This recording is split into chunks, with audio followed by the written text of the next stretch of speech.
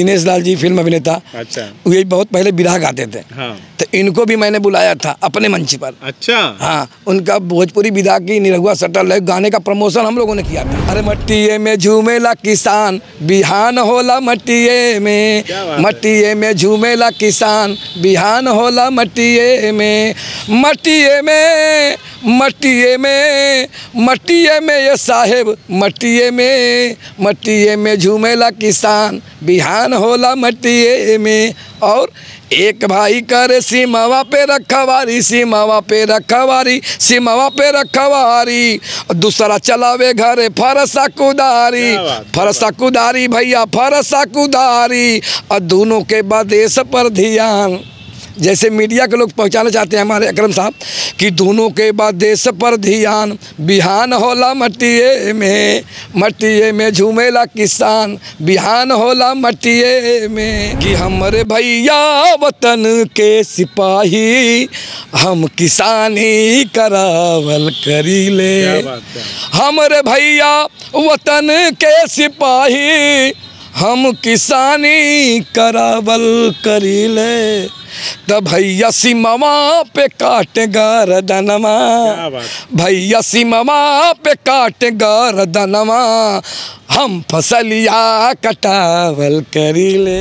यानी राजेश रंजन वो कलाकार हैं जिनके स्टूडियो में आके भोजपुरी फिल्मों का सुपरस्टार भी आकर के अपने गीत गानों को रिकॉर्ड करवा के जा चुके। और दुल्ही रहे बीमार, क्या बात है, दुल्ही रहे बीमार निरहुआ सटल रहे, दुल्ही रहे बीमार निरहुआ सटल रहे, जर जेवर सिंगार चाहे घटल रहे, निरहु हमें हमार हमसे सटल रहे। धोवते धोवते तोहरी मंदिरिया हथवा पी रहीले हो, अरे तब नहीं काहे मैया दया तोहरा आइले हो।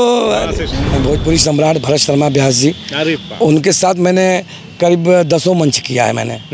और हम लोग देखते थे, हम लोग के पेड़ा थे, हम लोग उसको भीष्म पितामह मानते हैं भोजपुरी का। धरती अंबर डोले डोले पवनमा, धरती अंबर डोले डोले पवनमा, आ गई देवी माई हमरे अंगनमा, आ गई देवी माई हमरे अंगनमा।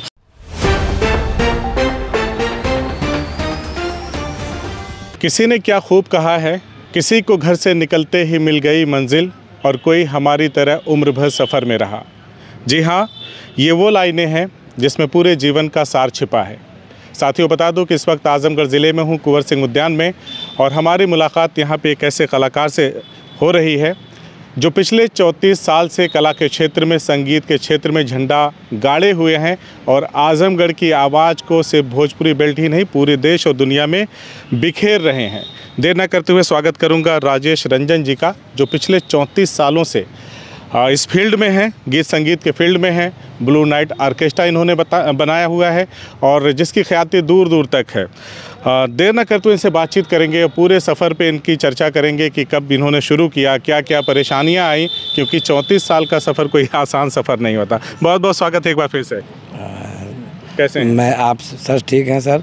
सबसे पहले तो मैं आप लोगों को दिल से प्रणाम करना चाहूँगा, और इसलिए करना चाहूँगा कि सही बात है, मेरा 34 साल का सफ़र अगर शायद आप जैसे नेक दिल इंसान मिले होते या ऐसे मीडिया चैनल मिले होते तो शायद हम कलाकारों के लिए बहुत आसान हो जाता। 34 साल के सफ़र में मैंने अपने इस संगीत की शुरुआत के पहले मैं तो शिक्षा दीक्षा मेरी BA तक हुई, ग्रेजुएशन किया मैंने, लेकिन मैं जब हाई स्कूल में था तब से ही मेरे अंदर संगीत लगन लगी थी। अच्छा, क्या देख लिया था, क्या सुन लिया था आपने? देखता था कि पहले हम लोग नुक्कड़ नाटक करते थे, देखते थे नुक्कड़ नाटक, देश में कितनी गरीबता है, कितने लोग भोजन कर रहे हैं तो सही तरीके से भोजन नहीं मिल रहा है, शिक्षा पे क्या हो रहा है। तो हम लोगों ने कहा कि इसको अगर ये साफ सुथरा मतलब स्वच्छता का एक प्रतीक हो तो शायद वो अच्छा काम हो सकता है। तो स्वच्छता पर हम लोग गीत गाते थे।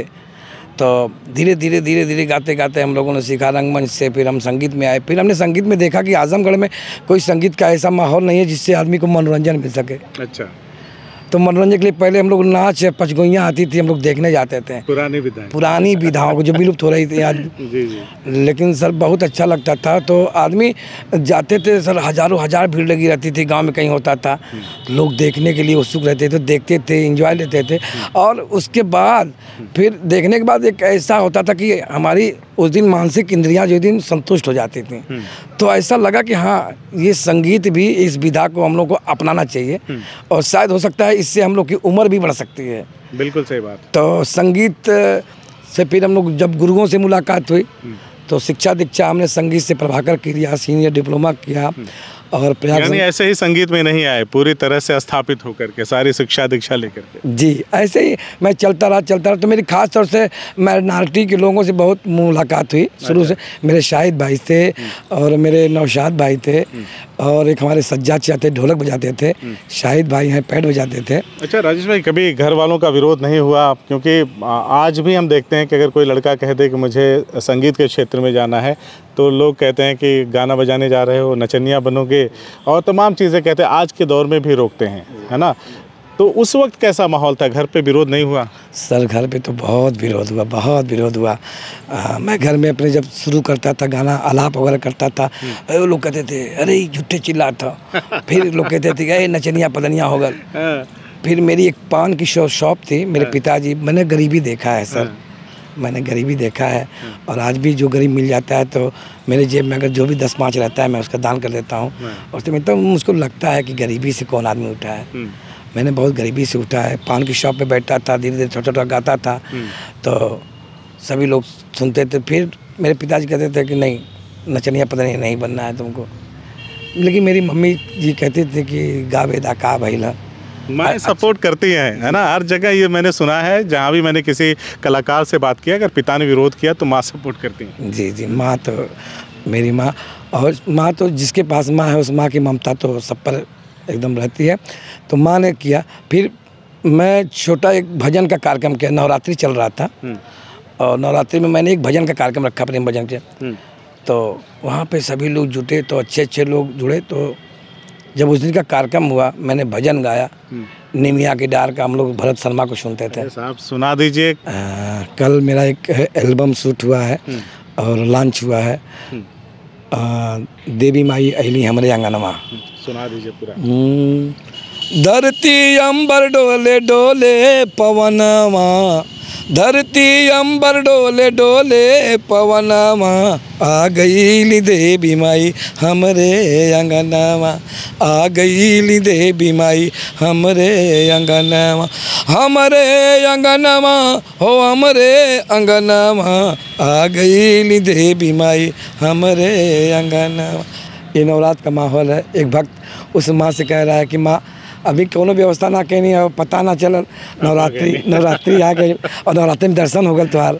इसी भाव को लेकर के मैंने उसकी जो लिखा और उसको गाया। कल विमोचन भी हुआ दक्षिण मुखी माँ के दरबार में और बड़ा अच्छा लगा। ये गाना अभी चल भी रहा है। अच्छा, क्योंकि नवरात्र का ये चल रहा है, पर्व चल रहा है, तो इसमें ये रिलीज हुआ गाना।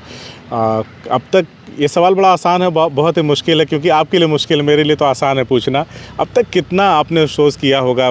वस्तुतः देवी जागरण ज़्यादा करते हैं आप। सर अब ये तो हमको भी अंदाज़ा नहीं, लेकिन मुझको लगता है जब मेरे इस 34 साल के सफ़र में मुझको लगता है कि 34,000 लड़के लड़कियाँ काम किए होंगे मेरे साथ। 34,000, कोई स्पष्ट आंकड़ा नहीं, लेकिन मोटा मोटा हाँ, उससे ऊपर। क्योंकि हर प्रोग्राम में पहली बात 3-4 कलाकार बाहर से आते हैं, 4-5 कलाकार स्थानीय रखते हैं, 4-5 म्यूजिशियन, तो 15 लोगों की टीम है हमारी। तो 15 लोगों की टीम में हमेशा कलाकार बढ़ते रहते हैं। कुछ लड़के लड़कियां बाहर से आते रहते हैं, तो उनके भी हम लोग सुनते रहते हैं, देखते रहते हैं, तो इससे आगे बढ़ते रहता है। तो हमको लगता है कि हम लोग 34,000 से ऊपर कलाकार आए और गए। और कार्यक्रम तो मत पूछिए कि सर गिनती नहीं, 50,000 कार्यक्रम हुआ होगा। इसलिए मैंने कहा कि आपके लिए थोड़ा मुश्किल है आंकड़ा जुटा पाना कि कितना किया होगा। वैसे हम जहाँ भी आजमगढ़ में जब भी देवी जागरण का कुछ ऐसा होता है तो हम लोग आप ही को देखते हैं, चारों तरफ आप ही नज़र आते हैं। नहीं सर, इसमें तो मीडिया का बहुत बड़ा सहयोग होता है। देखिए मीडिया हम लोगों के लिए तो एक संजीवनी मिली।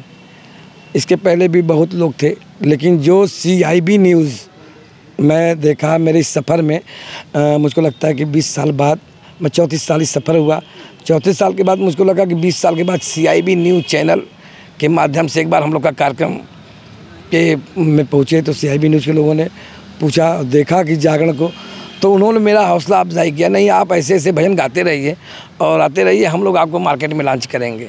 और करते करते इस सफ़र तक, इस ऊंचाइयों तक मैं पहुंचा हूं, तो कहीं ना कहीं आप सभी मीडिया चैनल के लोगों का कैमरे पे बड़ी ईमानदारी से मैं इसे स्वीकार करता हूं कि ये देखिए हमारी कमी है कि हम आप जैसे लोगों की आवाज़, आप जैसे शानदार कलाकारों की आवाज़ को देश और दुनिया के कोने तक उस तरह से नहीं पहुंचा पाए जिस तरह से दूसरी जगहों पे होता है, जो अन्य कलाकारों के साथ होता है। वरना आजमगढ़ की माटी इतनी उपजाऊ माटी है कि ऐसे ऐसे सपूत जने हैं आजमगढ़ की इस माटी ने कि वो सिर्फ भोजपुरी ही नहीं पूरी दुनिया में अपनी आवाज़ से दस्तक दे सकते हैं। बिल्कुल सही बात है जो माटी की बात कही।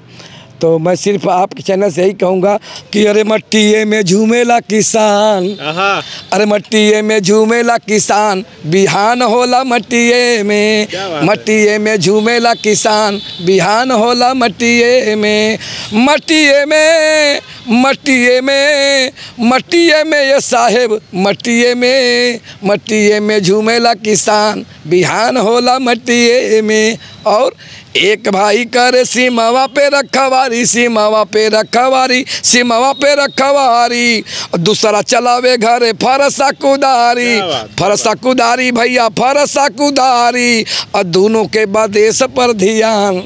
जैसे मीडिया के लोग पहुंचाना चाहते हैं हमारे अकरम साहब कि दोनों के बाद देश पर ध्यान, बिहान होला मट्टिए में, मट्टिए में झूमेला किसान, बिहान होला मट्टिए में। हमारे आजमगढ़ की मिट्टी उपजाऊ है और आप जैसे शख्सियत मिलते हैं तो मैं दिल से इस्तकबाल करता हूँ, आपको स्वागत करता हूँ कि अगर हम लोगों के लिए अब सीढ़ियाँ आसान होगी। आपने जो 34 साल में इस ज़िले से किया है मनोरंजन के क्षेत्र में और देवी जागरण के क्षेत्र में, उसके आगे हमारा प्रयास बिल्कुल एक मतलब है ना ज़र्रा के बराबर है, लेकिन हम अपनी गलतियों को सुधार कर रहे हैं और फिर से हम तमाम कलाकारों के इंटरव्यूज़ वगैरह करेंगे। कोरोना के पहले कर रहा था तो अब फिर से उसे शुरू करूँगा। हर एक कलाकार की आवाज़ को मैं चाहता हूँ देश की आवाज़ बने, उनकी आवाज़ और उनके बारे में हम लोग जानें, है ना। तो राजेश भैया का जो व्यक्तित्व है ऐसा ही है कि जैसे वो मंच पे परफॉर्म आप करते हैं, खुशी से झूमते हैं, वैसे ही देखिए यहाँ पे कोई बनावटी अंदाज नहीं है इनका।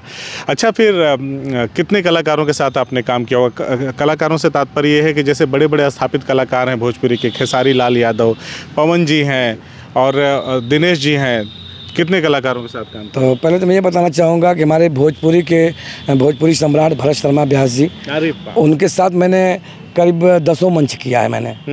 और हम लोग देखते थे, हम लोग के प्रेरणा थे, हम लोग उसको भीष्म पितामह मानते हैं भोजपुरी का। तो मेरी जिज्ञासा आई मेरे दिल में कि क्यों ना एक बार भरत शर्मा जी को आजमगढ़ में बुलाया जाए। अच्छा। तो मैंने लोगों से चर्चा किया, कुछ मीडिया के लोगों से मिला, तो उन लोगों ने कहा कि हम आपका कुछ सहयोग करेंगे लेकिन आप करते रहिए, करते। तो मैंने भोजपुरी सम्राट को बुलाया, भरत शर्मा जी को। तो उस समय राहुल प्रेक्षागृह बना था, सारे कार्यक्रम वहीं होते, सारे कार्यक्रम वहीं होते थे। तो सभी लोग सहयोग से कार्यक्रम अच्छा हुआ, अद्भुत हुआ।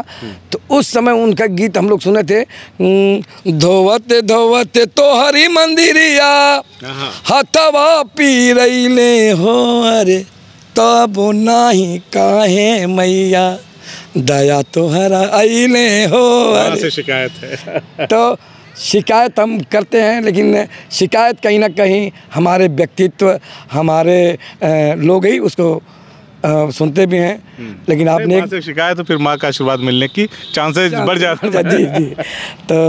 तो हम लोगों ने सुना उनको, उनके गीत को गाया। फिर उसके बाद हमारे विनय बिहारी जी, जो कल्पना जी को गीत लिखते थे, उनको भी मंच पे बुलाया गया। तो विधायक भी हो गए शायद, विधायक भी हो गए तो वो भी आए यहाँ पे। फिर हमारे यहाँ और दिनेश लाल जी फिल्म अभिनेता, अच्छा, ये बहुत पहले बिरहा गाते थे। तो इनको भी मैंने बुलाया था अपने मंच पर। अच्छा, हाँ, उनका भोजपुरी विधा की निरहुआ सटल रहे गाने का प्रमोशन हम लोगों ने किया था। अच्छा, आज दिनेश जी हो गया सटल रहे।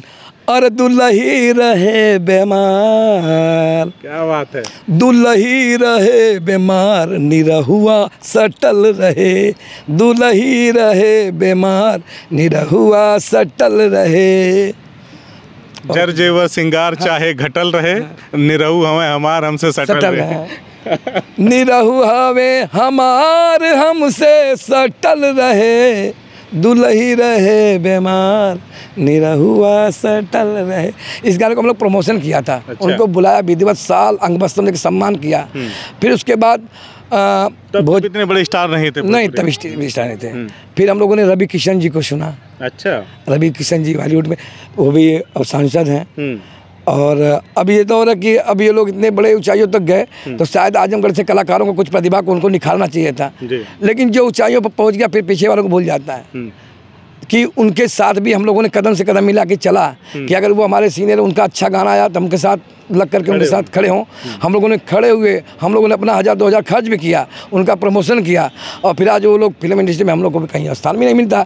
उसके बाद भी मुझको दिनेश लाल जी यादव जी की फिल्म में मैंने उनकी 2 फिल्में की, रिश्तों का बंटवारा और एक फिल्म संजोग, जिसमें उनके डायरेक्टर आकर के उन्होंने देखा, उन्होंने मुझसे ले करके कहा कि अरे आप तो अच्छे आर्टिस्ट हैं, एक्टर भी हैं। तो उन्होंने मुझको रोल दिया खुद।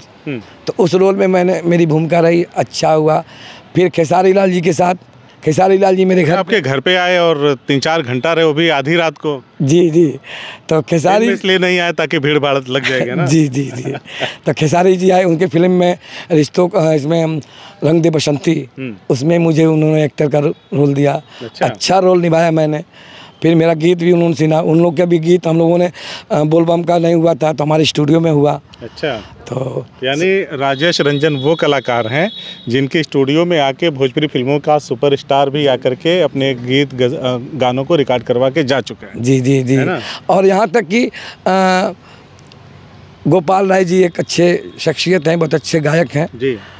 और उनको भी हम लोगों ने अपने मंच पे बुलाया है, उनका गीत सुना और हम लोगों ने अपना सुनाया उनको।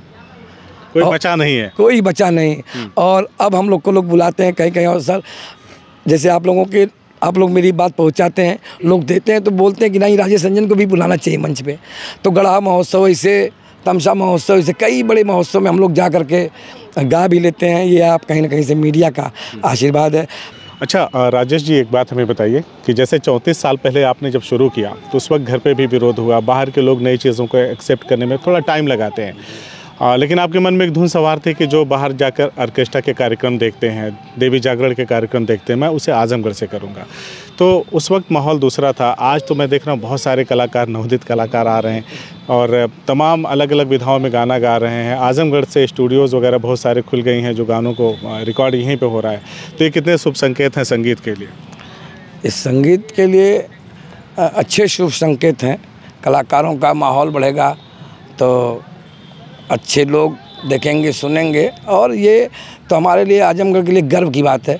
हमारे अखाड़े से, मैं अपने अखाड़े से बात बताऊं, कम से कम हमने 300 कलाकारों, 400 कलाकारों को हमने प्लेटफॉर्म दिया। अच्छा। और अच्छे ब्रांड जो लोग गाते हैं तो फिर उनका लोग सुनते हैं। तो बड़े बड़े स्टार कलाकारों के साथ बैठ करके गाना बजाना, सुनाना, सुनना, ये हम लोग के लिए उपलब्धि है। और आज आजमगढ़ में कलाकारों का एक हुजूम है।